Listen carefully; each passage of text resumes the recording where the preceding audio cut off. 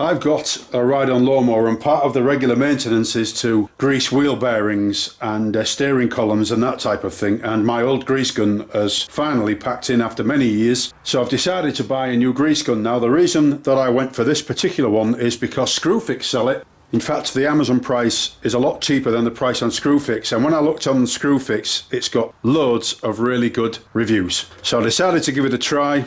So as you can see, it requires some assembly when it arrives. We've got a flexible hose there with the connection that goes on the end, and then we've got a rigid hose. Now I'm going to connect the flexible hose to mine. So in order to put the thing together, you're going to need two spanners, a 12mm spanner and a 14mm spanner, and I would suggest that you use PTFE tape or plumber's tape on the threads so you get a good seal. One little tip that I was taught many years ago is when you're using PTFE tape on a thread, if you hold the thread like that so that it's facing this direction, get your PTFE tape and have it so that it's leaving the spool at the back.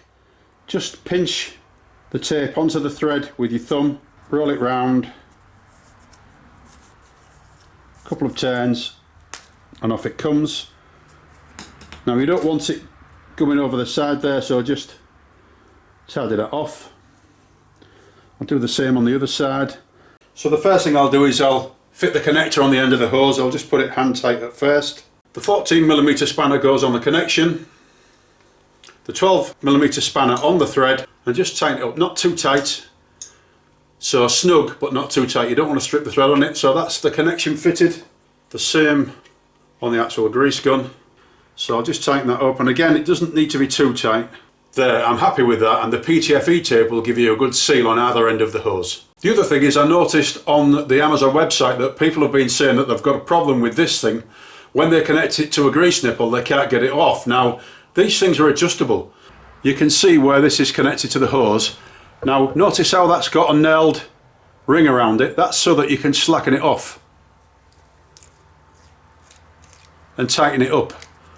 If you find that you've used this and you can't get it off the grease nipple, just slacken this off and you'll find it'll release nice and easily. And then just adjust that until you get the right balance between fit and removal. One thing to note though, if you are slackening this off, if you go too far, there's a spring in there that will pop out, and literally it could all fall out and you could lose everything. So be careful that you don't slacken it too much.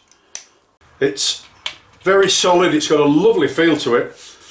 This cylinder has got textured paint on and it's got very good grip. It feels like it's very sturdy, very well made. It's got a nice rubber grip on the handle. Everything about it feels professional. So there are instructions on how to load a cartridge, how to load it with a dispenser or bolt load it on the side of the box. And if you flip it over, there are a series of diagrams that also show you how to fill it. But I'll actually demonstrate filling it with a cartridge because I bought a cartridge for it. So if you look at that plunger, you can see that the hole in the bottom is elongated. What you need to do is take a firm hold of the grease gun and pull the plunger back, and it takes a fair bit of force because you're pulling against a spring, and there's a groove in this plunger that you need to tilt up and into the groove on the base of the gun, and that will hold it in position. Now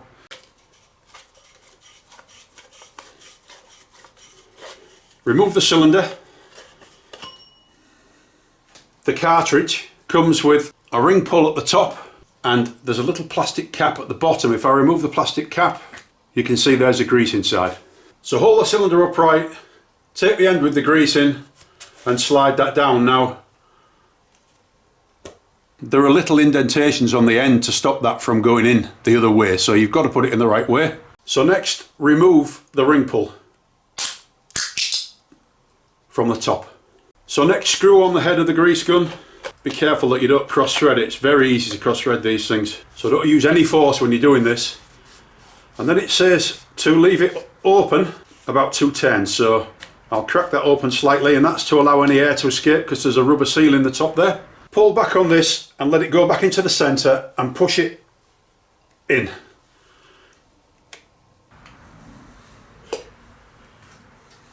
If it sticks, then it's actually engaging with the edge of the cartridge, so you need to waggle it around a bit and then push all the way in like that. Then it says to pump the handle to expel the air and screw it down completely, and I can feel the grease going through it already. There we go. That's how simple it is to load these cartridges, and no mess whatsoever. It's very easy and very quick. Now personally, I think a lot of the problems that people are having with this particular grease gun is, and all of the modern ones that use the cartridges, they're expecting this plunger to be stuck out when the grease gun is full, and that's not how it works. Well, this pin needs to go all the way in, and I think people are putting this thing together and leaving that plunger stuck out, so it's not set up properly, and you're just setting yourself up for failure. So I can't comment on the longevity of it, but I can say that it feels like a quality tool. Very, very easy to set up and use, and cartridges are a pure joy when it comes to grease guns. Gone are the days where you get absolutely blathered in grease filling a grease gun like you used to in the olden days. And I think that's a problem that people have got with the pin as well. In the olden days, the pin used to go in with the plunger as you were using the grease gun, but these modern guns are slightly different. Anyway, I hope you found this useful, and thank you for watching.